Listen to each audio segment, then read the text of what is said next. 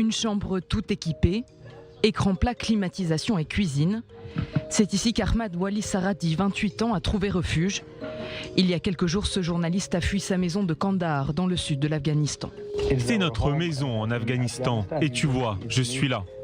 Journaliste, Ahmad travaillait aussi pour une association humanitaire financée par les États-Unis.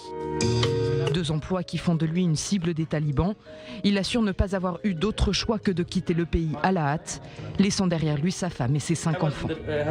J'étais sur la liste des cibles des talibans pendant 2 ans et demi. Ils planifiaient de me tuer. J'ai juste appelé et dit « Je vais à Kaboul, ne le dis à personne ». C'était le 13 août, le jour où Kandahar est tombé aux mains des talibans. Ça, ce sont les seuls vêtements que j'ai emmenés d'Afghanistan avec cet ordinateur, ce sac, et tu vois mon passeport, mes papiers, mon chargeur et un seul livre. Ahmad réussit finalement à quitter le pays avec l'aide du Qatar, direction Doha. Donc depuis, comme Khalid Andish, son compagnon d'infortune, et quelques 600 autres réfugiés, il loge dans cet immense complexe résidentiel initialement construit pour la Coupe du Monde 2022. Physiquement, je suis ici, au Qatar, à Doha, mais dans ma tête, je suis en Afghanistan avec ma famille et je m'inquiète pour eux.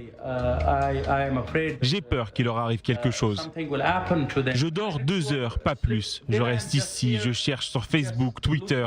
Je tente d'avoir des nouvelles pour savoir ce qui se passe là-bas. Je n'ai aucune idée de ce qui se passe.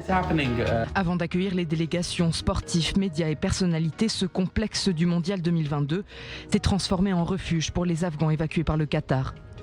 Ici, ils retrouvent un semblant de normalité, reçoivent des vêtements et de la nourriture. Nous ne savons pas. Personne ne s'intéresse à nous, sauf les Qataris. Ils prennent soin de nous, ils nous nourrissent, nous logent, ils nous donnent tout. Mais je n'ai pas de destination. Je ne sais pas qui nous acceptera comme réfugiés. Ce logement reste temporaire. La plupart des réfugiés entament ici des procédures d'obtention de visa, espérant prochainement commencer une nouvelle vie à l'étranger.